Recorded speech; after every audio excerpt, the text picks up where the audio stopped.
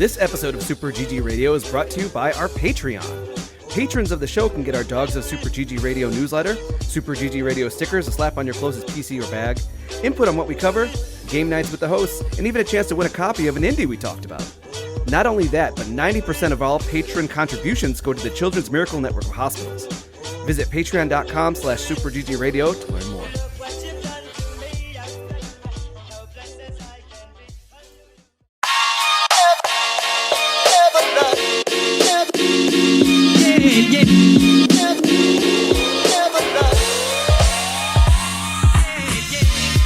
What's good, Internet, and welcome to session 208 of Super GG Radio, where friends chat about video games and all things adjacent.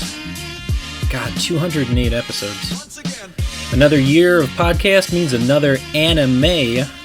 This time around, we're jumping into our giant robots. I'm your last hope to save humanity, Eric Getty Gettinger. With me, as always, is ace mechanic and badass with a heart of gold, Alex Arona. Damn it, Getty! I told you that you need to dodge the bullets. We don't have time or the resources for these repairs.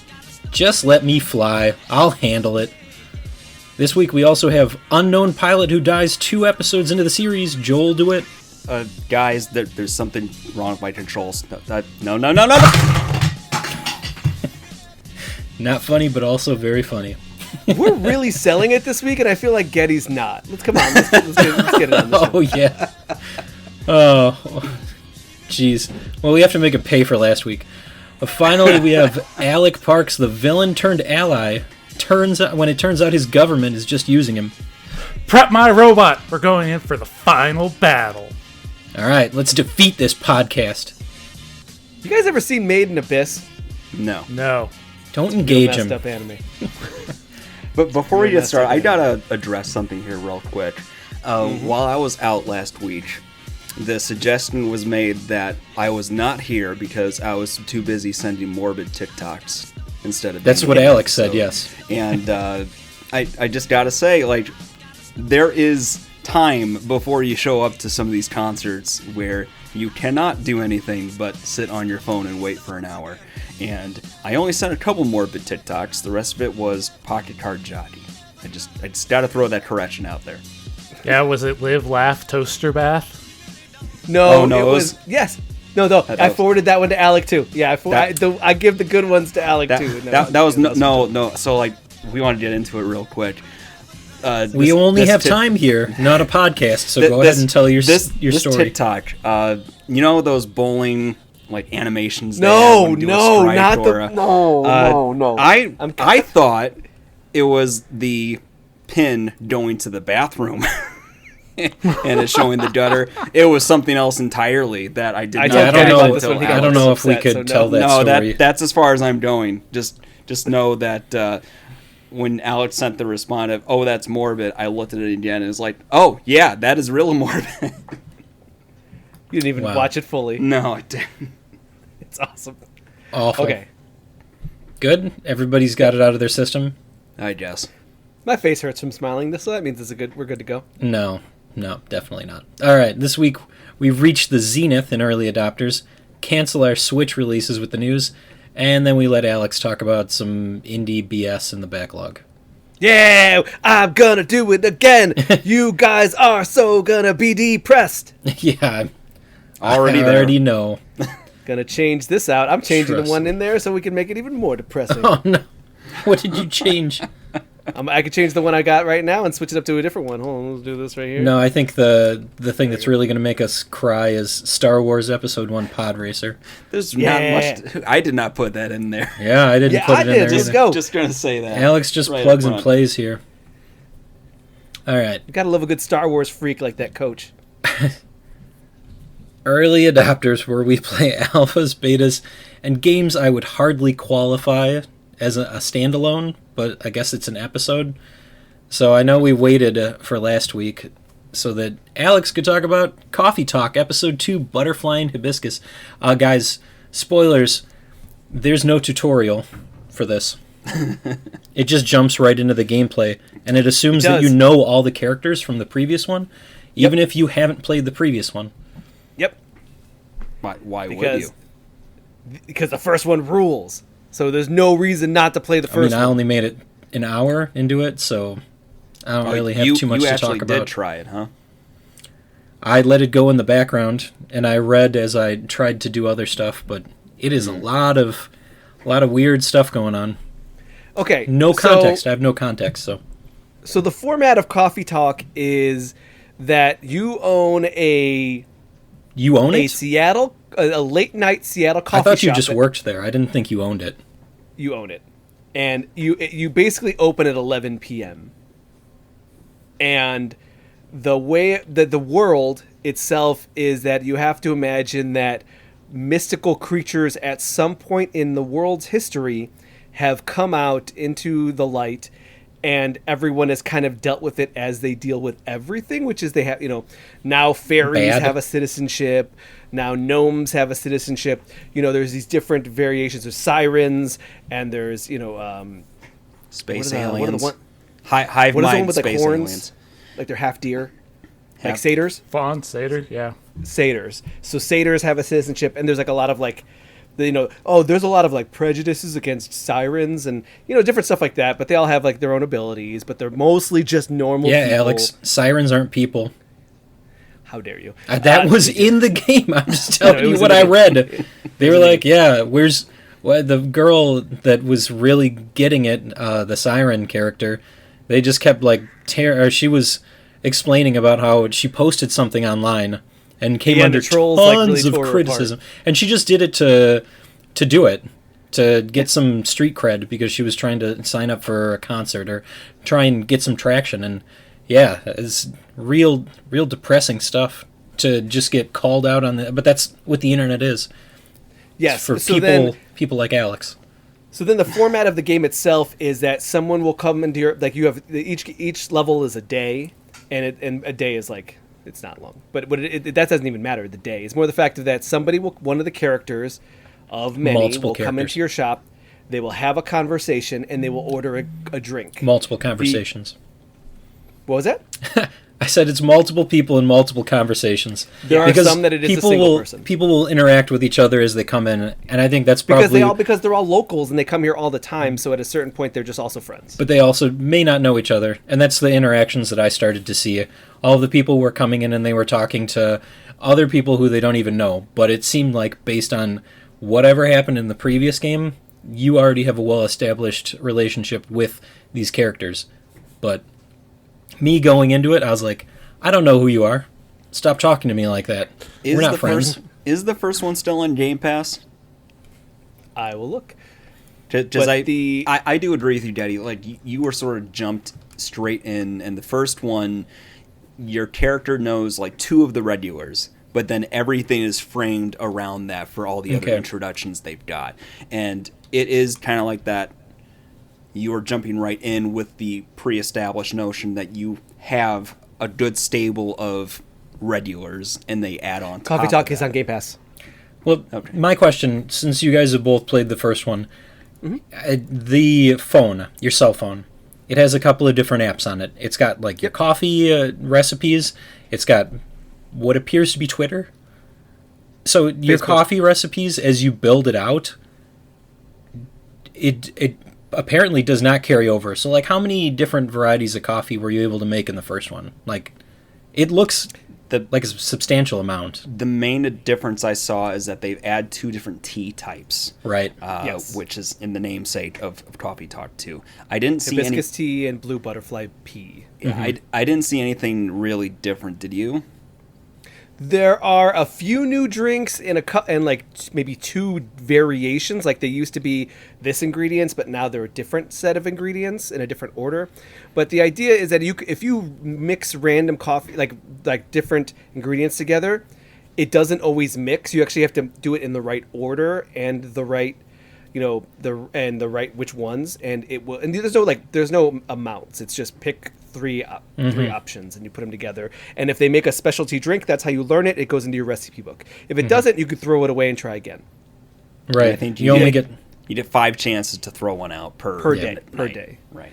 But the idea is that they will ask for a drink by describing it, and then depending on if you got their drink correct, or you got it like close, or it's completely off, it will hinder how they have the conversations in the shop. And as you progress through each individual day, their storylines will play out until you're done with the game where everybody has gotten to an ending. So you will, and with the original, you had, say, 10 characters, and in this they added like 4 more. So that's why it seems characters? like you know everybody, or you're supposed to know everybody. It's because it goes right into it. And also that Siren character, brand new character. Okay. She's lovely. Very pleasant. But also other characters who don't come back? Does that seem... There's one who, at the end of the first game, said that she wanted to get out of her rut in life and decided to travel. And throughout Coffee Talk episode 2, you are hearing about her travel until until you get a little bit later. I was picking up on that, and you're also able to see what some of these people are doing online. Mm-hmm. You check out that fake Twitter. Yeah. My spaceship's still blowing up. But I definitely felt like it was more of the people I already loved. I loved all these characters already. They're very funny. They're very charming. They feel really natural to me, like these conversations, and it actually makes me like I was pining for a coffee shop like this just so I could be around the same, like how often do you go, like, have you ever been a regular at a place that they just kind of know your name? Yes. Yes, Yeah. it's very uncomfortable.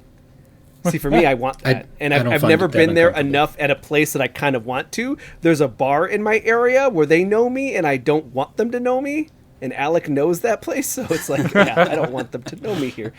But I've never been to a place that I really, really liked that they knew me. So this is kind of like very cool to me. It feels comfortable. It feels warm, and just being back in this world, I didn't want to leave. I asked Joel, because Joel didn't really like. He didn't really. I don't know. You really didn't really like fall in love with the first game, and the second game, you're like, yeah, I definitely was kind of bummed that it was over. Yeah, I think it took me a while to establish in the first game, and setting my expectations of knowing that this is very little interactivity in the game. You make the coffee. There are times where you have to slide an item along with the coffee cup. If somebody drops something or asks you to give somebody else something, that adds a small little wrinkle to it. But besides that, you really are just there to read a story. It's a visual novel. You're there to see how well the writing is. I think they did a really good job this round in having believable characters, but also big personalities that work with each other really well. And there's some broader story things happening too, beyond just one or two characters, that adds an extra layer that I didn't quite see in the first one. So, I'm overall pretty impressed with the second game. It did the right things of using that first one as a foundation, building upon that world. And it's something where you could easily see just more episodes coming out over time as the makers of the game have more stories to tell. And the foundation is right there for it. And they definitely allude a little bit to your character. Like they don't. There's no answer to this, but there definitely is a conversation where at one point someone goes, "I think I know who you are, and you're pretty much here forever, right?" And then your character goes, "I guess," and they're like, "Okay, that's what I thought." And then they kind of just drop it, and I'm like, "Is your character some immortal?" Yeah, because it's the vampire. The vampire one's like, I know you. You've been around forever. That's like, I guess. Yeah, it's like so. There is a little bit of mystery there. They're obviously not going to, at least in this game, they definitely don't capitalize on that. But at least in the idea for me, it's like they have made it so they can do this forever. I was not very good at making coffee. I believe it. The top. I think I got I think it was like 90%. There was one character interaction that I just couldn't nail down his coffee, so that one was like, oh, I only got the medium ending and not the good one. Yeah, the cop at the end made sure to tell me that I needed to take a vacation because I was getting wrong orders left and right. So, man, I liked Officer Georgie. He was a good guy. Yeah, he's one of the good ones. There's bad characters? There's just some that feel like there's There's an There's a influencer couple- character. What, you didn't that's a like the little annoying. influencer? Not even him. I think it was more like there was a.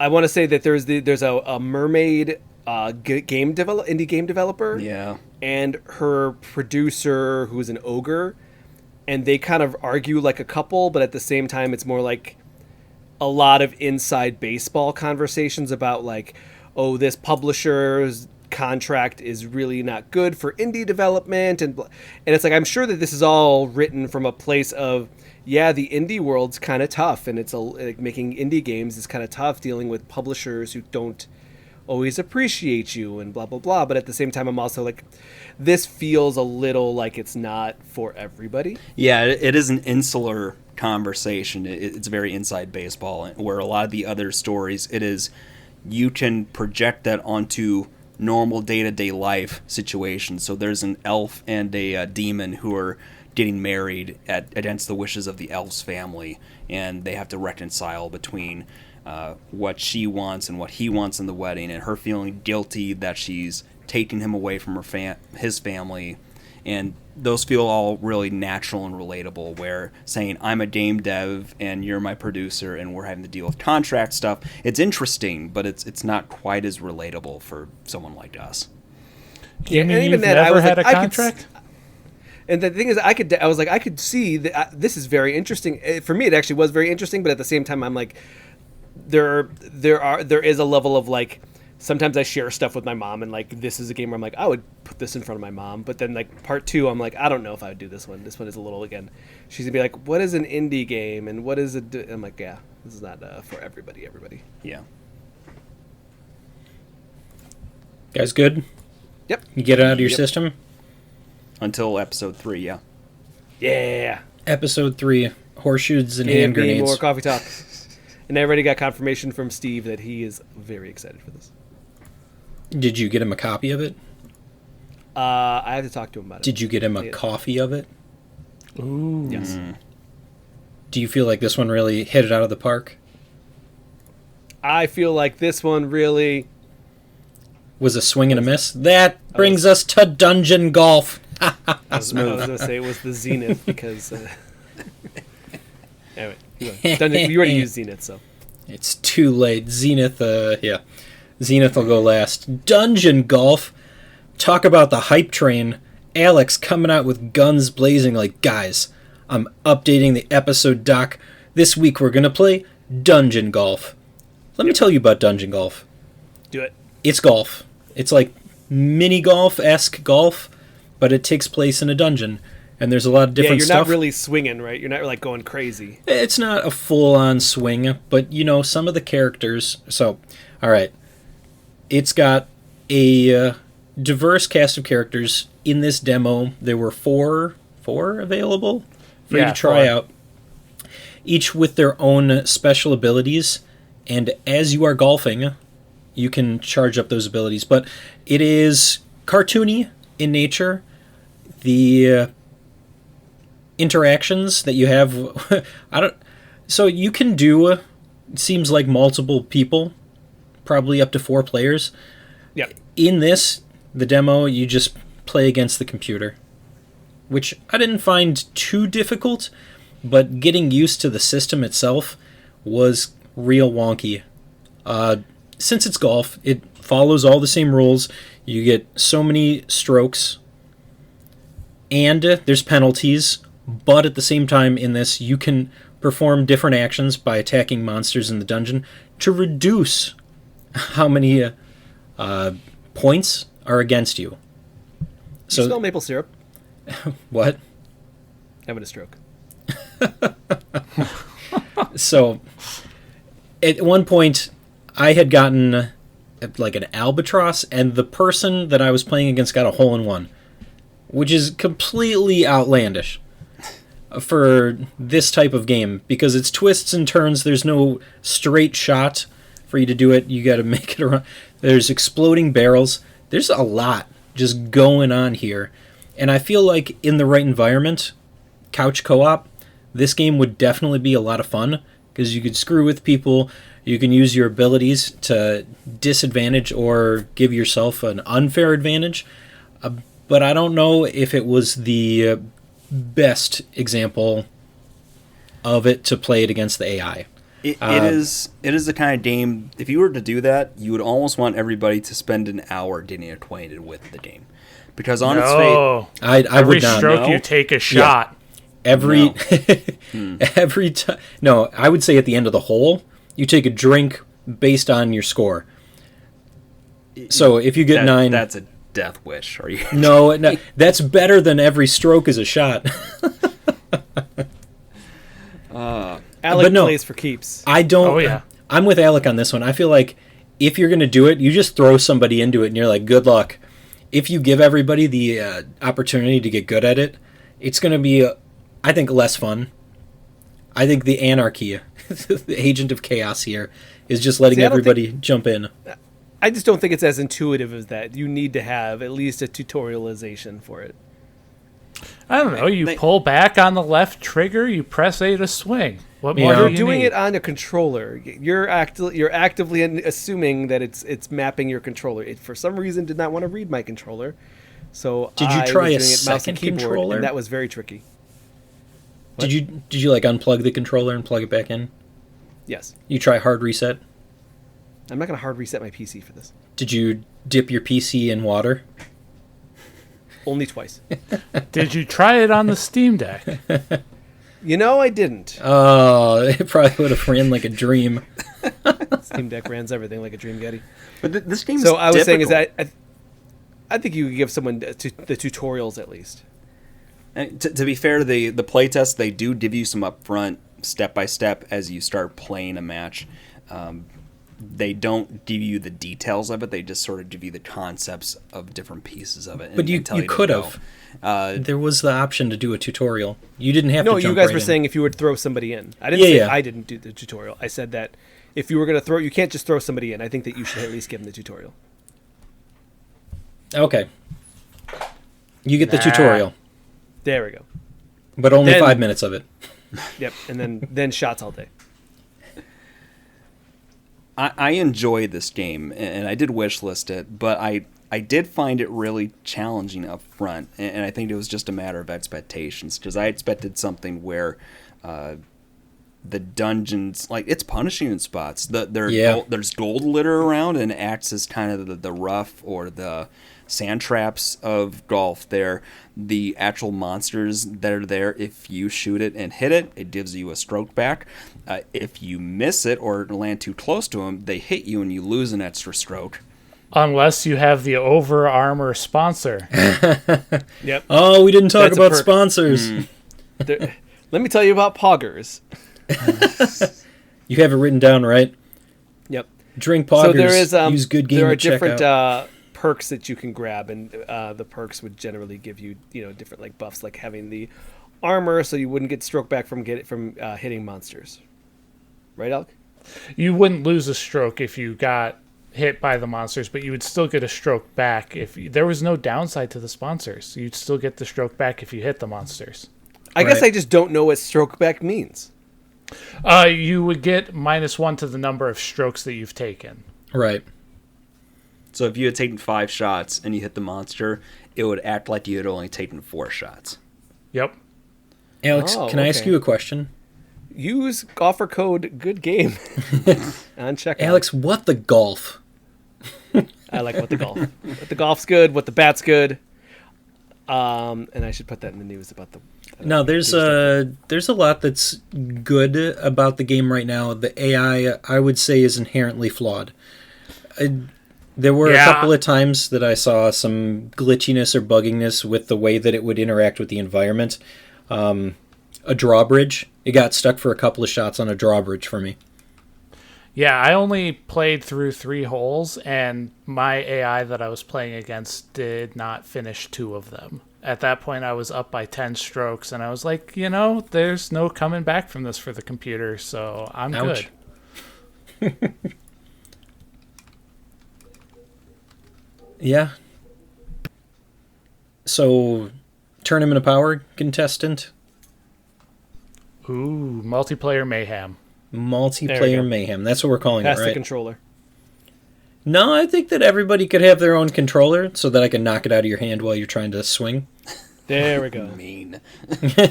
Hey, there's no crying in video games.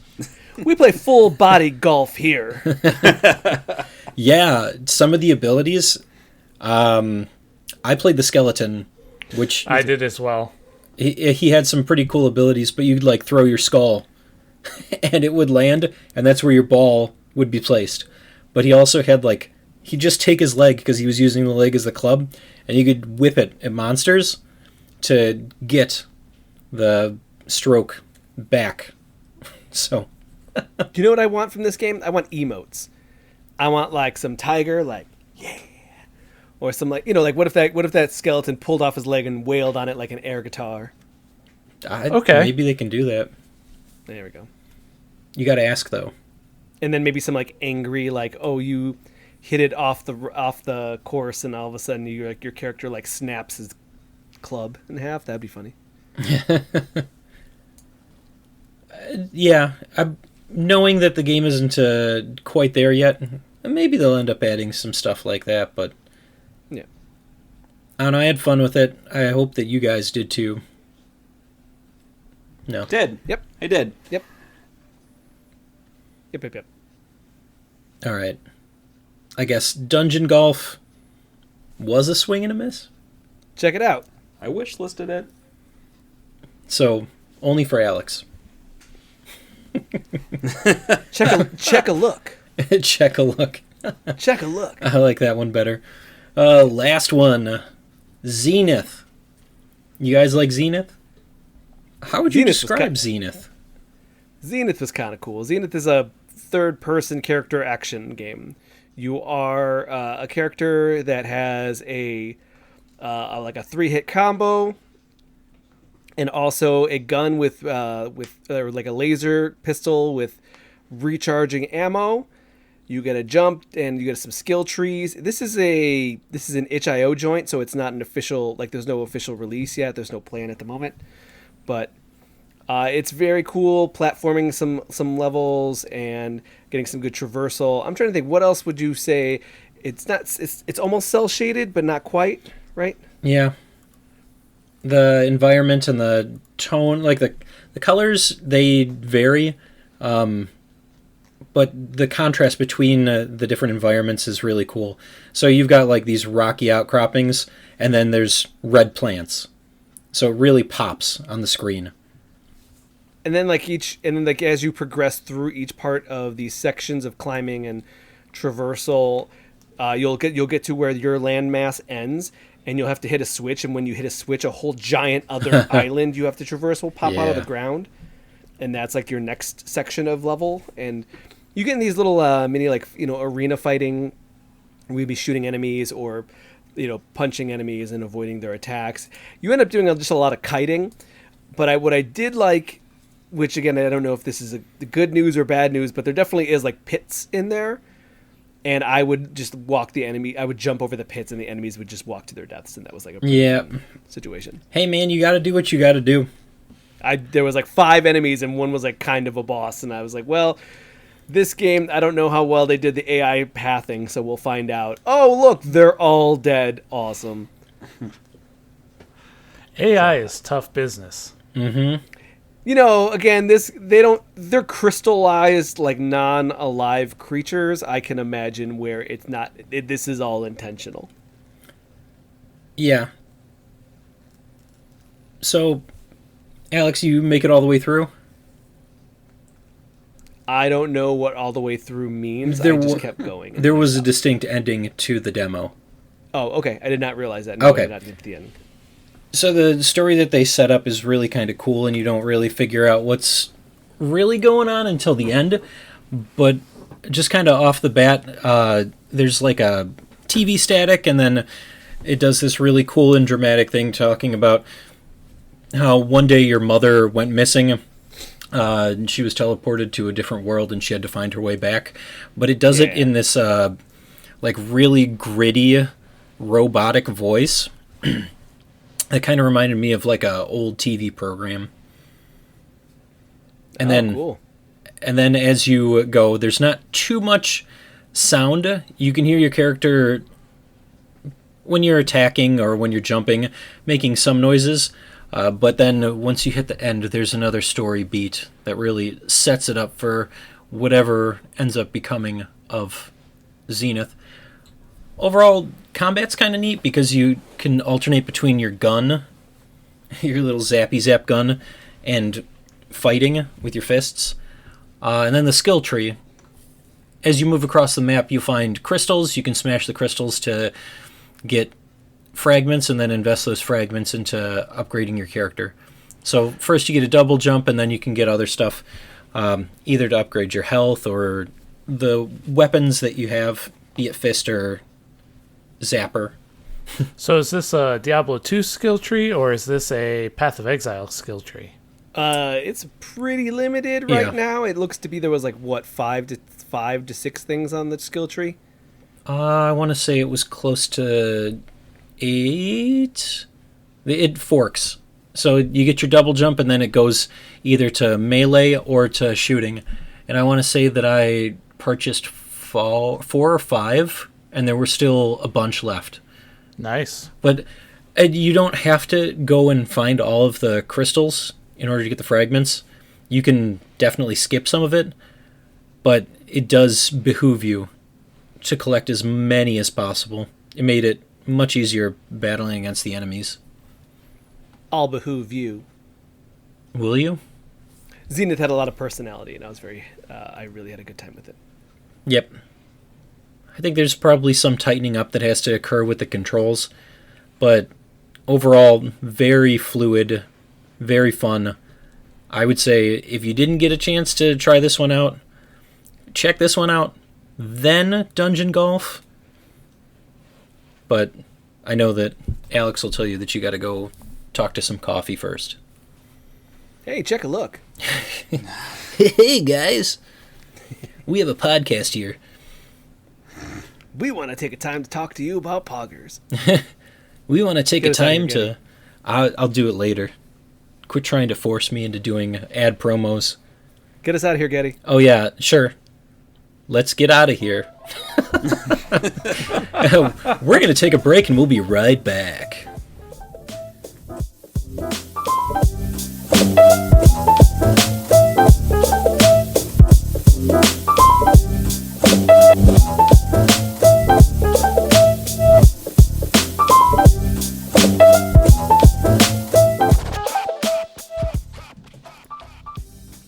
Hey, News. I realize this week there's nothing wrong with half-assing the podcast.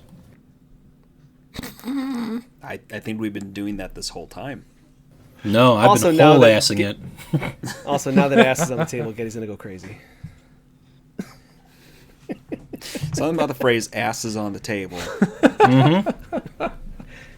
Okay, let's go. Pressed ham. No, I didn't think I had to. I was just going to do like everybody else and play on this here video game system. Vampire Survivors TV show. This is a real thing. How is it going to work? You're the only one that games through the entire podcast. Who is? You. Me? No, I don't. I never do. This is new to me. Weird. It's real weird. Yeah? What do you think it's going to look like? Because there's a very specific format to Vampire Survivors. It's a horde mode, endless waves of enemies that are coming at you, and it introduces all of these different characters with different abilities, and they're collecting items in order to stave off the hordes. So what kind of TV show is that? I think that they make it like the Sonic TV shows. Where each week they introduce a character and they're...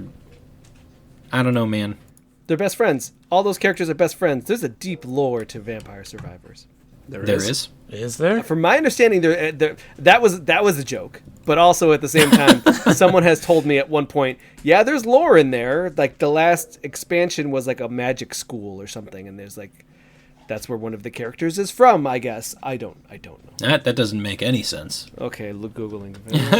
No, don't do it. Don't use Google. It's bad for the environment. Ever lore.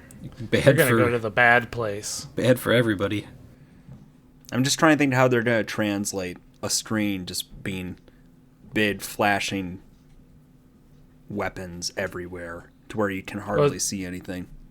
Did you watch the Castlevania anime? No. Yeah, but Yep. nobody There we knows go. what was going on there. So Exactly. Maybe I think it'll just be that, then. at one point, somebody even says, "I don't know what just happened." So, yeah, that's a thing. All right. So until we know what Vampire Survivors looks like as a TV Per show, Reddit, there seems to be something going on with the Holy Forbidden, Maddener, the Angels, and the Capella Magna. But I'm trying to find more about it. okay, you do as much reading as possible. We'll get back to that. Until then, Bugsnax developers release their 4 previous games. So many snacks. So Yep, many. these- Not These really. are their like and these Signature are all games. No, these are their prototype games, and these are all in the freebies section. So there will be descriptions of each one. But they had their 4 prototype games while they were like in college and just starting out. They made 4 games that are now going to be free on Steam, and they were released this week. We'll talk about them in the freebies section. Oh, freebies. Can I at least mention what they are really quick? Go for it. Okay, I'm going to do it. There's Independent Ant. There's the Antbassador. There's possibly my favorite, Snake Date. And then Octodad Student Edition. This is wild and crazy stuff, guys. Octodad's real good. Do you think it's better than Snake Date? I have no I'm willing to experience with find Snake out. Date. Yeah. Let's homework, report back. If anything to is...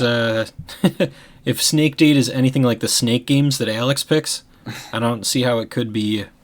It could be any bad. All right. I had an Alex game of shame because I try to do that once a year where I give a real weird game to you guys to play, and I had one already picked out, but now I don't know.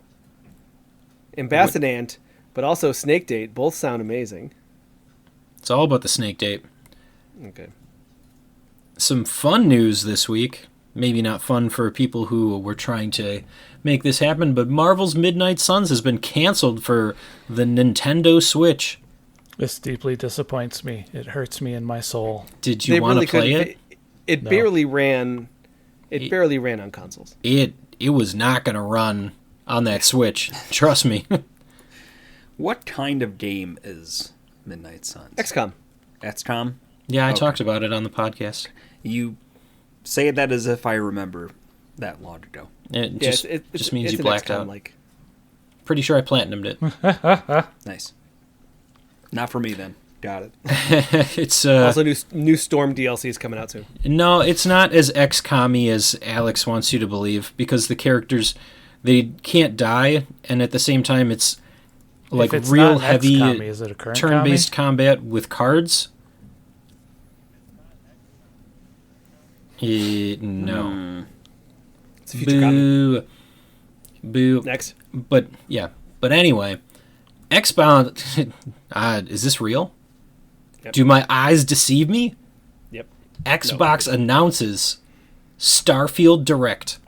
You know what this implies, right? That Starfield is a game that's going to come out. Oh yeah, they gave a release date. It can only get pushed back 2 or 3 more times. But on June 11th, Sunday, Wait, they will be wait. having a. Alex, are talking you going to Starfield. be there for that? No. Is this... No, It's the day after. we're leaving that morning, So you're going to miss the Starfield Direct. and I'm okay with that. Miss is okay. a strong word. For That's my burden to bear. Game of the Year. I don't know. It's going to have to 2026 compete with Starfield. Silksong. That's my bear to burden.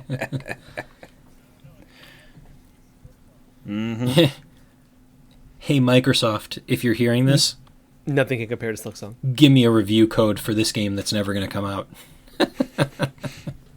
Only for the Xbox Series X, Getty. Suck it. Oh, not even the S? Nope. You think the S can handle Starfield? Do you think you No. can handle Redfall? I don't don't think it can. Nothing can handle Redfall. Nothing Not can a lot handle can it. handle Redfall. Game of the year 20. Not even gonna joke about it. Wait, hold on. What was the other one? Hold on. What else can? What else can't it handle? No. I don't know, man. There. Would you Keep up. just put some? Okay. Wow. Sure. All right. Wait, no, that wasn't even that. That's not even the best piece of news. So Starfield, real game, possibly coming out someday. How about Respawn? Oh, I've been playing a game by Respawn. Titanfall director working on a small new IP. What could this be?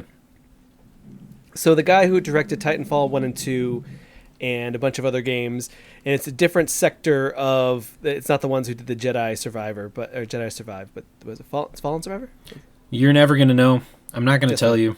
That's fine. It's not them, but he took a small team and has been working on his own kind of solo Respawn project that is a brand new IP, nothing that's already been established. So, and that's exciting. Yeah, it is. That second do good game work. was a lot of fun. Titanfall. Yeah. Yep, Yeah. Quality game. it's the best. Optimus Prime is in it. He is Mm-hmm. Leonard Nimoy. It sounds right to me. Yep. Nobody correct him. Pokemon Go sales drop to the fallest in what? Fall to the lowest in 4 years. There we go. Woo. Getty, I put this in there for you. How do you feel about this? I feel like it definitely is indicative of the price hike that they've done for a bunch of the stuff. They raise So- prices? Yep. Also, isn't there like a monthly subscription now you can get? Not that I'm aware of, but Okay, so it's not. Okay. maybe there is. Maybe there isn't. But I don't know if there Likewise. is. I don't pay for anything on there. I refuse to. If it's on my phone, I don't feel like I should pay anything for it. And how much is Laser paid on there? I think over the years. A couple of grand? You know what? So we have done. I go back on my statement, but we have done the festival a couple of times. So all in total Sounds between the right. both of us, and it's been out for 6 years. I want to say Mm-hmm. probably like $100 combined Okay. between both of us. So I mean, you'll those. be joining me in the Monster Hunter one? No. Did you even play it yet? Is it any It's not good? out yet. There's no demo yet. You said that it's going to be awful because you don't like hunting for monsters. You only like That's not battling them. Oh, I love fighting them and skinning them alive. Wait, what? Let's get out of here. No. We need to go back and unpack that one. Nope. Gran Turismo movie. There's a trailer for it. Hell yeah. Is this about racing? It is. Is it about family? Is it about stealing DVD Wait, what? players That happened? and then No. somehow flying to the moon? Is Aaron Paul in it? Oh, okay. No, they just got into space. They did not go to the moon. Anybody that wants an autographed picture of Aaron Paul, please reach out to me. I have it. What? Are you giving it away, or you just want to show them? Do you want it? I thought, is this like the time that you were trying to play Magic the Gathering with Post Malone and it didn't happen? No, I literally no, it's not a picture with me. Hold on. Wrong shelf. Less than 5 feet from Getty is a signed autograph photo saying, "To my biggest stan, Eric Getty Gettinger," from Aaron Paul.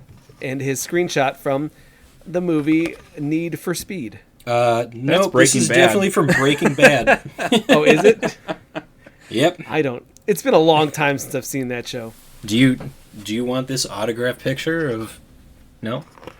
Where did I see those two are going to be in another movie, like together? I saw there to be an Always Sunny. There you go. It was always I've Sunny. tried Yeah, getting it was into Always Always Sunny. Sunny so many times. Yeah. Nah, I'm just gonna put that back later. Yeah. They're on season 16 now. It's fine. Yeah, it's fine. When people aren't trying to run a Major League Soccer No, just kidding. It's an actual like Premier League team now, isn't it? Yeah, it's Premier League with Ryan Reynolds. Oh, yes. They upgraded from the National League. You guys are big into football, yes? It's soccer. I'm joking. You're gonna get us in trouble. Yep. We We're were in talking trouble. about getting banned earlier. That's how you get banned, calling football soccer. You want to get in trouble with NPR of Illinois? Just say Ted Lasso is bad. Oh, don't say that. No, don't say that. That's a... Who watches television for positivity? That's all I'm asking. What? That show's depressing as all heck. Yeah. I like Ted Lasso. Oh yeah. Okay. I'm like going. it's real dark at times. Get to season 2 of Ted Lasso, and you see why. Like, he's fighting some demons. Well, he tries to give off the image of positivity, and everybody just dumps on him all the time. Yeah. Okay, So by so- season 2, he's fighting some demons, Joel. So the person I know only communicates about the positivity stuff. So I just Probably. assumed it was all butterflies and sunshine and rainbows. But fair Well, enough. that's think it's- kind of the thing, is that he battles his own demons until he's like... It's like listed as a comedy on So it's a Apple. And dramedy. I would say it's more of a drama/comedy. But dramedy. There's some good dramedies, man. Shakespeare in Love. End of list. Wow. That's what I like. Concise. You think? I haven't seen that movie. I just know Gwyneth Paltrow's in it, I think. He can't even confirm that. No, But I we can't. can confirm that Tri-Band shadow dropped What the Car on Apple Arcade today. Yeah, so I have a free 3 months of Apple Arcade. Do you? And I know there are some bangers on there, but at the same Some time, I'm bangers. still playing Hokai Star Rail on my phone. So I'm just sitting here like, is this the game that I need to get Apple Arcade for? I don't know. Is it? Joel already wasted his. Wasted. What? No, you had a great time with yours. Oh well, I mean, my current phone plan actually comes with it for free. So Oh, sick. I am re-upped on it. Terra Nil, I think, is one I need to jump on. I've heard good things about that, but Well, you should definitely read the review on superggradio.com. that is what makes me interested in it. Very glowing things there. There was a definitely weird had a guest editorial review. that appeared on our website that doesn't have a byline. It kind of freaked me out. I'm the one that adds the byline. Joel does never give bylines. What's a byline? Though, also, I do like that Joel, he titled his Lowered Expectations. Those and I bring instantly back just went to memories. YouTube and watched all the Mad TV Lowered Expectation skits. That may have been That may have been That was intentional? Yeah. Okay, oh my god, I thought I was like, I don't want to tell Joel that his article's based, Lowered like, got a Mad TV title. Yeah, But I'm yeah. so glad it was intentional. That makes it so much better. Yep. Mm-hmm. Classic. But we don't have lowered expectations for What the Car. That's probably really solid game. You should go I play loved it. What the Bat. And he loved What the Golf. Mm-hmm. Last piece of news. Boy, oh boy, Man of Medan on Switch shadow dropped. And how many frames? How many frames per 24. second? 24. Hey, it's Oh enough my to see gosh. motion. That's almost as good as Redfall. So mean, So- Getty. Poor It's Redfall. so choppy. Poor Redfall. Yeah. I'm not. There's no poor Redfall here. I'm a huge You fan love of Arcane Studios, I love Getty. Arcane Studios. I'm just really disappointed that Have you personally tried it? Are you watched mad it. or just It's painful. disappointed? I mean, it is on Game Pass. Ooh, that's worse. I think I'm just disappointed. All Yeah, right, let's keep going. I mean, I figure they're gonna come back with something better. They better. Can they fix Redfall? I don't know. I don't think so. Damage is already done. I mean, eventually they're gonna patch it, and maybe that'll fix a lot of the issues with it. But gee golly, But the thing is that the problem is that the issues are like the world is like really empty and kind of bland. So, and then like you throw in that like there's a whole lot of like enemy tracing issues, T-posing issues, which those can all be fixed, but still it doesn't like stop it from like being kind of dull and like the having a really like kind of soulless like weapon system and shooting mechanics, etc., etc. I didn't hear anything about this until like the last 2 weeks. Is it because it came from Arcane Studios that there was hype, or was there something shown before that made people believe this is something special? Well, this is the first Arcane Studios game after they were purchased by Microsoft. Yeah? Yep. And then on top of that, the other part is there was no hype, but actually it was that there was so much mystery behind it that they didn't really tell. People were confused by what the game was till about 2 months ago. Got it. So people were like, "Oh, is this a Left 4 Dead? No. Is this something else? No. Is it?" So it's been really unclear what the game was, and they did a preview event, and journalists were given here's your character with all the abilities unlocked. Go nuts. And then a lot of the journalists I listened to were like, I still am not entirely sure what this game is. We're shooting and we're killing monsters, but also there's quests, but also is there multiplayer? They kind of hint that it is, but also is there loot? I don't know. It just kind of had a lot of confusing questions. So then people got their hands on it just to kind of see what it was, and then finding out that it's just a really boring game. And that's what made people more upset, is the fact that it was just this full mystery for a nothing burger. It's sad.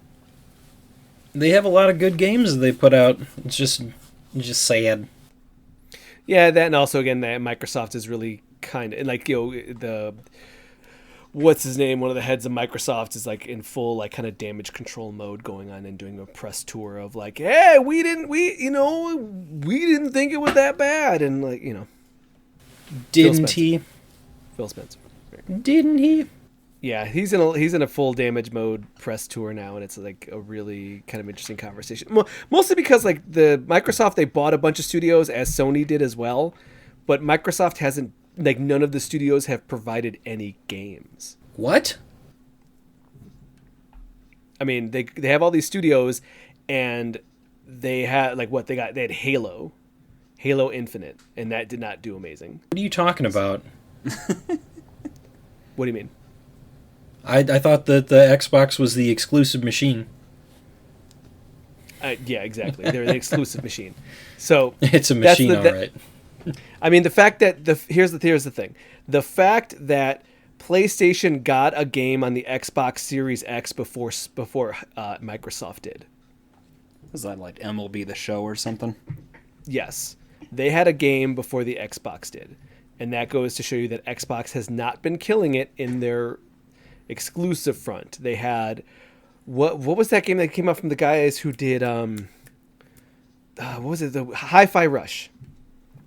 Oh yeah, Hi-Fi and Rush it turns out that it's not a commercial success. Well, not even that. It's more the fact that it's a that good was game, but it's more the fact of what I'm saying is that was their peak. And you see, again, this game, Halo Infinite, was really disappointing for a lot of people. So we're just kind of in this state that the question is, what is Microsoft doing? And when Sony kind of buys a team, they have plans for them, or they kind of manage them in a way that maybe stifles a little bit of creativity. Maybe they get a little too much hands-on with other people's companies. But at the same time, they put out games. When you have Microsoft, who kind of just lets them do whatever they want, and then nothing gets produced, people start to ask questions like, well, whose fault is it? And since people really don't want to blame Arcane, there's a lot of questions about what was Microsoft doing to try to help manage the whole process. Alex said put out. Yes, it did. So that's a lot of the conversation right now, Joel, is what is Microsoft doing? I struggle a little bit with that because it kind of infantilizes Arcane and absolves them of any responsibility for the situation.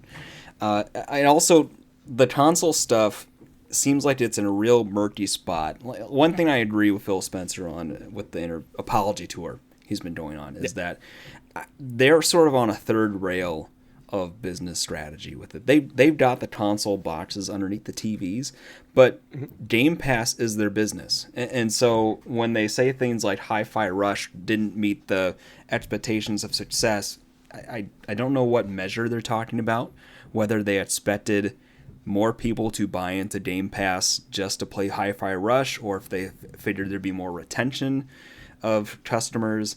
I mean, it's going to turn into it's like an accelerated Netflix problem, where Netflix started as the premier streaming service that had all the stuff, but as these different companies are bailing for their own service, Microsoft now has to churn out that content, and that's where I see it makes sense of what you're saying. It's just I feel like we also don't have the insight to really know what's happening in the background with that. Absolutely. But it's just more when you compare Sony's third party versus the Microsoft third party, that's when the questions start getting asked. One way or another, it sucks to be an indie developer right now. So, but that's always been the case. Well, I guess maybe when there was like the indie game, when you want to get the indie dev rush, whenever a new console comes out, that's probably the best time, maybe. Yeah. Because then it's like, everybody wants to get the indie games for their platform, right? Well, and that was probably what was really great to me about Game Pass, is that they had a slew of indies, and they've been churning out new stuff for a while. I mean, Midnight Fight Express is a perfect example of something that I probably wouldn't have touched except for Game Pass, and had a great time with what I did of it. And they had Shredder's Revenge on there too, and several others. Like monthly, you see new stuff thrown out from the smaller space. It's just a question of like, how do they sustain that? Because I think they've got the stable of past hits for the AAA stuff, just not the new stuff. And so then it's a question of like, is this going to be mostly a legacy thing plus the indie stuff? Yeah. Freebies. Wow, wow, wow. There we go. That was the saddest air horn. You want to try it again? Wow, wow, Joel. wow, wow. Yeah, there we go. That's what I'm talking about. Freebies. Freebies! All right, All I'm right, ready, Alex, Getty, with the freebies. There's a lot. There's a lot here. I mean, it's actually, if you look at because we have the There's like the 15 things on here. well, we got Young Horses on here. Young Horses doing the free games that they released, their old style games. There's like 11 games on here. Hit me. You're not in front of me. I can't hit you, sir. Let's do it. I don't want to drive there. Getty, All right. hit the freebies. All right, Epic Game Store has Against All Odds. You like Wipeout? The TV show or the Yes. old game? The TV show. It's fine. Water's cut, rent's due, jobs are scarce, time to get rich. Enter the Slaughter League and win against all odds in the dizzying array of lethal multiplayer races, aka Wipeout, but it's lethal. In this competitive multiplayer platformer party game, there can only be one winner, so kiss friendships goodbye. I don't know. Also, the characters kind of look like Fortnite. I don't know. If you've watched Wipeout, there are some hits where it might have been lethal, or at least like bone shattered. This game looks actually kind of cool. Can you buy more than one thing at a time on the Epic Game Store yet? Okay. Well, I mean, there's 3 free games. Were you going to? You have to earn You got to it. click 6 times. Yeah, you have to earn it. Yep. That's how they get you. Horizon Chase Turbo at the Epic Game Store. This is a racing game where it's a racing game. It's fun. It's easy. It's simple. I like What that else you want from me? explanation. It's Horizon Chase Turbo is it's like an old classic arcadey type game where you're like going through and you're racing like a Need for Speed Gran or Turismo? what is it? What else we got? I think Need for What- Speed's fine. Maybe Burnout. Burnout. No, not a Gran Turismo. We're not going that in depth. We're going actually really simplified. So, yeah. Burnout. More like a Yo. Burnout. Who you calling a Burnout? You. Next. Cow the Kangaroo. Cow or KO? KO. KO the Kangaroo on the Epic Game Store. KO the Kangaroo is a character action platformer. You're a KO the Kangaroo, and you are. Oh, I'm pulling this up now because for some reason, yeah. This looks like this used to be a PlayStation 2 game. Very cool. And it's 3D, almost like a Crash Bandicoot or a Jack and Daxter, going through and fighting enemies with your boxing gloves, because kangaroos box. Yeah, slap them around. Mm-hmm. Next. Mega City Police Prelude over on Steam. Retrowave skill-based action roguelike about tough cops fighting crime and keeping the peace the old-fashioned way. Brutality. You are... Wow. I'm getting real upset by that Just wow. You are a police officer that kind of looks like RoboCop, possibly shooting people in the junk like RoboCop did, but you are a cyber cop shooting. It is top-down... I'm trying to think, what are the top-down shooters we got? Loaded and Reloaded? You remember those games for PS1? Kind of like that, a little bit more retro. Let's go. Did anybody see the new RoboCop? No. Yes. And then immediately forgot about it. Uh-huh. So worth a watch? Don't watch. Watch Dread. Watch Dread. It's a version of The Raid, which The Raid is also very good. But... also Judge Dredd. So, yep. Violations will be punished over on Steam. Real-time strategy, but if you want a modern twist on some real-time strategy, let me tell you about Violations will be punished. You are a turn-based combat, gather minerals, produce units amidst dynamic turn-based battles. It is strategy, so you are building out your factories in a dystopian corporation. Your destiny is to rule the world from the shadows, a.k.a. slave labor and raising taxes. Wow. This game, you are the bad guy. Corporate greed is your friend. Violations will be punished. Just wow. All right. And then we have our Dark Horse 4-pack here. From Young Horses. Young Horses. Illinois native devs. Independent, explore the vast living room to find food for your struggling ant colony. In this cute and casual collection, you are an ant. There are quests. It is a third-person character game where you are an ant and going around and getting food for your friends and doing little quests. It's pretty fun. Antbassador. Take control of the Antbassador, a giant human finger with a top hat. As he makes his way through a bustling ant colony, you must use your prodigious digit to help the citizens of Antopia without causing an international incident. You are literally a hand with a top hat, and it is 2D. It is 2D kind of platformer, but you're doing little quests. It's fun. I keep saying the same thing. You're doing little quests that is fun. So eloquent, Alex. I know. Snake Date. Snake Date. You are a literal snake on the premier dating app for snakes, Charmer. Looking for love? Cruise around the club and wrap around your dates to show your affection. Use the app to find people in the club, see what you like and don't like, and maybe find a date. Snake Date. Getting that. Before you go on, there's a line in the description Octodad for Student Snake Date. Edition. Give it a try. It's free, so there's only so disappointed you can be. Mm-hmm.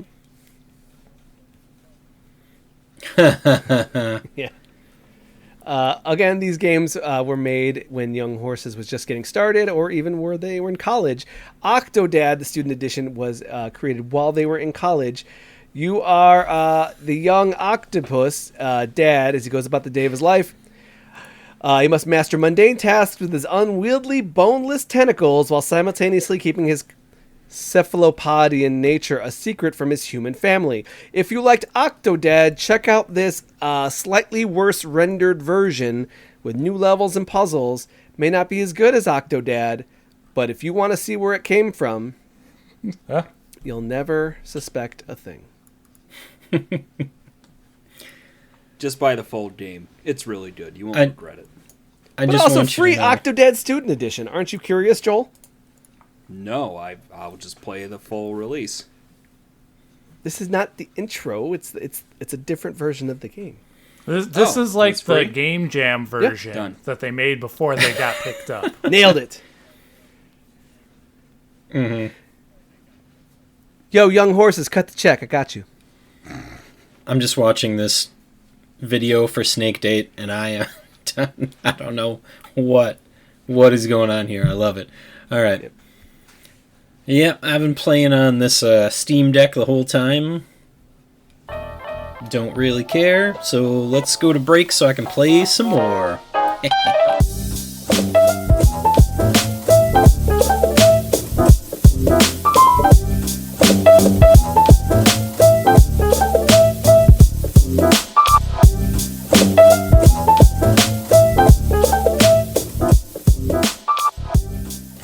And we're back with the Backlog Blog, where we play games on the go. Always on the go. Right, Alex?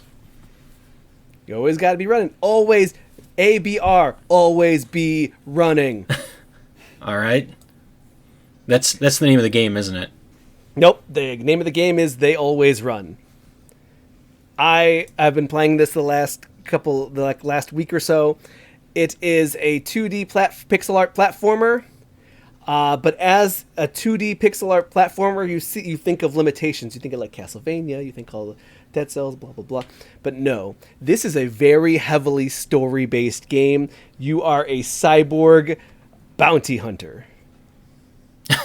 Okay. You are called a third arm, which means that there are a set of cyborg hunters that have an arm on their back. A normal arm that comes out of their back. What's cool about that is that you have twin blades to fight enemies, and you also have a pistol to shoot. If you're fighting an enemy surround you, if you just hit the attack button, it attacks. Well, you attack two hands in the front and one arm in the back with a sword.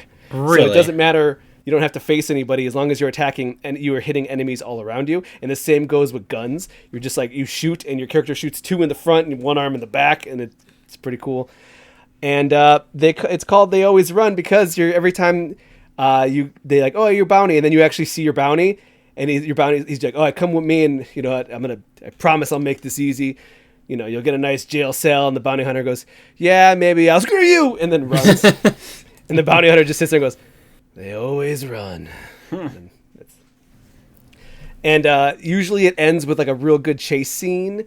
Where your character has to like really kind of parkour, and it's not like really fancy parkour. It's like, do a roll, hop over this box, grab this overhand thing and climb, but you're just avoiding these little obstacles as you chase down your enemy, and it's very fun. It's very heavily story based, so you're trying to, every time you're like trying to find somebody, and then someone goes, hey, if you go find this other guy, and you can meet him on the space station, and you got to go to his secret behind the scenes guy, and then you do like, you know, a platforming level, and then all of a sudden you meet like the behind the scenes hacker. It turns out is a cybernetic shark in a tank, and he's your friend now, and he hacks for you, but he's just a shark in a tank with like a helmet. It's pretty good stuff. And this is wild.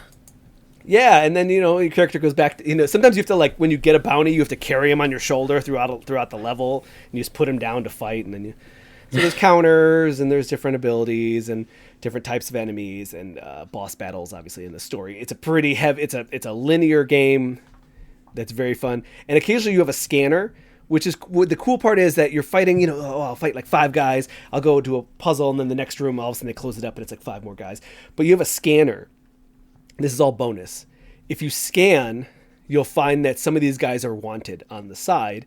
And once you kill everybody, you can have the police come and teleport in and take those people, and then you get bonus money. So there's actually like a little bit also of like a side bounty hunting mechanic of just like, oh, I'm trying to get this other guy. But while I'm here, I might as well get a couple of, you know, $500 extra just to get these other bad guys. What are you doing with all that extra money? You are using it to purchase upgrades in a skill web where you have higher damage blades, more bullets in your gun, more ability juice, you know, different power slams, ground slams. Ability juice? Ability juice is you being able to punch somebody with your third arm in the middle of a fight. I think I get it, but is that the technical name? No. I do not remember. Okay. But it's very fun, very personal. Your character's talking to his AI, and his AI is kind of like snarky, and you know you're going to the bars and you're talking to other bounty hunters, and it's very, very fun. I just did a mission where I found that like the head of a corporation, and he hired me to go do a go get this thing for him, and I came back. Or he actually has an assistant bounty hunter who came with me. So the whole time I'm going through this level, you see her like in the room next door, chasing next to you, doing her own fights and stuff. And then halfway through, she's like, I was here like 45 seconds ago. Where you been? Like, you know, you'll take a whole little friendly competition. But by the end, you get the thing to the guy, and he's like, great. And all of a sudden, he's like, this is awesome. Now I can tell you guys where the guy you're looking for is. And all of a sudden, like an invisible enemy appears, and his cloak comes off, and he goes, yoink, and then goes invisible again and leaves, and he goes, well, now Glitch the bounty hunter. And I'm like, there's a guy named Glitch, and he's an invisible bounty hunter? That's crazy. And they're like, now you got to go get that guy. And I was like, okay. It's very funny. It's like, also just, here's the thing, and the guy's like, all right, here you go. Wait, nope. And it's very fast, but it's a fun. It's a random indie that came out last year that I haven't heard anybody talk about, but I think that more people should, because it is just a general fun, engaging story, and I feel like it does really well to tell you that story while keeping it exciting and interesting and keeping me hooked. I haven't felt bored. Each time I finish a level, I'm like, okay, what's next? And they tell me a very good reason why the next level is the next level. Mm-hmm. And I kind of just like, okay, let's go. Move, because it's exciting and these characters are funny. So, highly recommend. What are you playing this on? I'm playing it on the Steam Deck. Runs great. What? Also works seamlessly to go right to your PC as well, just with the Steam Deck. Hashtag ad. Cloud save. Just works, man. For when you're done, yeah. For when you're done sitting at your computer, you can go sit on the couch. Yeah, I think that more people should play it. They always run. It's like a 5-hour run time, so it's real snappy, but it's just it tells an engaging story and keeps me. It got the hooks. It got the hooks in, and I'm going. Mm-hmm. Okay. Definitely like that. All right. Everybody's good? Feel like you accomplished a lot this week? No. I did. Everybody finished their video game homework already? No, what? I'm looking forward to wrapping that up, though. Halfway done. Video game homework. Just a quick reminder to fans of the podcast, we're currently playing through Hotline Miami. If you want to come and join us and play through it so that you can enjoy the discussion that we have, yeah, you're welcome to. It's still $2 over on Steam if you don't already have a copy of it. Looking forward to talk about that in, beginning of June, or do you guys want to do it sooner? That could work. I mean, I think might be like one of the quickest turnarounds on a video game homework. It is very quick. It's slowed down a little bit. Very quick game. I'm on Alec, how's level that 8. momentum? I thought I was done with it, and nope, there's another stairway.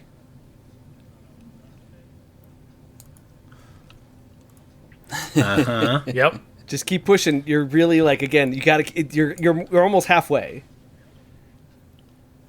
I think that's where I left off earlier when I was going back through to grab the secret letters. All right. Well, let's head on over to our final segment of the night. One last thing, and this week's One Last Thing is brought to you by Actively Avoiding Family. Nothing says a good weekend like actively avoiding your family to play video games. Hope that everybody got the chance to do that, or they will. No? Nope. No. Well, if you do, have some fun. My one last thing, I would say, a few hours into the new Jedi Survivor. Man, that game is real fun. I feel like there's still so much to do on that first planet. Definitely figured out a couple of cool ways to cheese through some of the harder fights, and can't wait to see what else they do. I understand at one point you get a fighting style with a blaster and the lightsaber. Yep. So one of these days, that'll be me. Until then, I'm just going single or dual wielding. Alex? It's the weekend, so there's not going to be a whole lot of gaming in the house, but I'm real excited to get into something new. I'm debating. I know Joel started down a road. I'm waiting for mine to come in the mail for one of my copies of games that I've been looking at. But other than that, looking forward to a real relaxing weekend. What game was that, Alex? The Final Fantasy Remastered Collection. Pixel Remastered. There we go. Final Fantasy Remastered. Reimagined. Well, I'm excited for you. Ethers are overpowered. You text me the in second Final you get Fantasy it. 1 once you Will can do. I'll afford send you them. pictures. Yeah.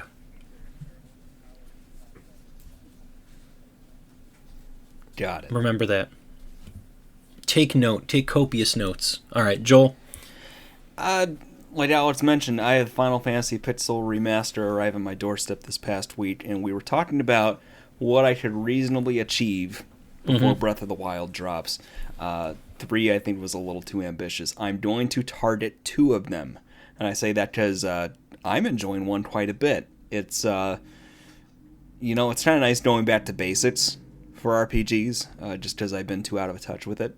And some of the changes that have happened from the original are very interesting. So I'll be interested to see where it leads. And then, of course, I'll have Alec to bounce ideas off of. So that'll help. And your party is... Oh, the basic Yep. stuff. The fighter, it's a thief or something like that. And Fighter, thief, black mage, white mage. yep. You didn't want to do the 4 thief run? Maybe my next run. Let me get my Do bearings 4 white first mages. before I get No, too squirrely on this. just don't, please. Please don't. 4 white 4 mages. white mages. If you can make it through, I Holy- understand that endgame, that's ridiculously overpowered. I've got birthday party this weekend. All right, Multiple, Alec, for bring my us home. children and ones that they are attending. So I've got no gaming on my table, but lots of family time. Yeah, for my youngest. Happy birthday. There you go. That's good. Maybe, give a video game and be like, hey, let me show you how to play Like it, Joe has and then been just getting into disappear. I think they don't like video games, right? Is that... Okay. There you go. That's the approach. We've been Hey, playing. look at this fun game I got. We've been and then doing just some tandem disappear. Mega Man Battle. Maybe enjoy Network some coffee playing. talk. He's getting into that.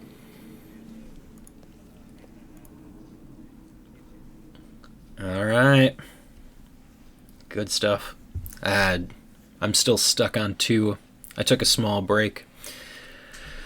All right, guys.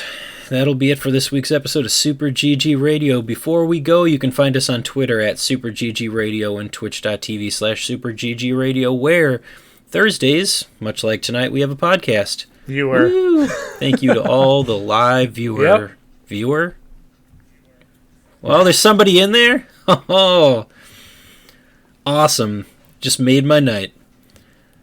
Saturdays, Joel goes about solving the problem with vampires and maybe figuring out what the Vampire Survivors TV show will look like.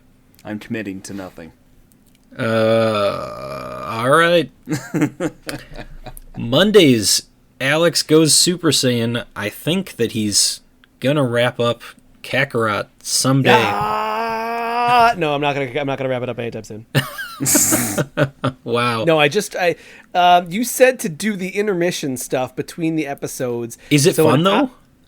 Yes and no, because I want to get to the meat, and I'm sitting here like doing fetch quests, but it's also kind of cool because it's like, oh, I'm hanging out with Baba. with the what's her name, Baba? Baba. Yeah. Fortune teller Baba. Yes. Okay. And I'm sitting here doing quests for Fortune Teller Baba, and I'm like, well, that's pretty cool. Like, that's a good Dragon Ball pull, That's pretty fun. So I always love the history of these and finding the little history bits that they throw in there. Like you're fighting Emperor Pilaf a lot, which is like a good pull. That's awesome. Yeah. So the world's a world. It all existed. They all this stuff really, you're talking to was it Chi-Chi's dad about when Goku was a child. Yep, it must have. I think it finally happened. I think we finally lost Alex. Well, I hope that he'll be back. I hope that he's still recording. All right. Well, thank you for that, Alex. Tuesdays, you can also watch Alex doing some Skater XL with some dope beats. He's got quite a crew of people that show up to watch him, so if you want to see him break a skateboard, not in real life because that's too expensive, but digitally, virtually, it's all digital now. Check it out. Alright, if you'd like to reach us with questions or input, our email address is mail@superggradio.com, and provide us a review on iTunes or the podcast app of your choice. Thanks for listening, guys. GG. GG, Joel. Good game. GG, Alec. Good game, Alex. Question mark? Oh. Yeah, I guess that'll do it. Good night, everybody.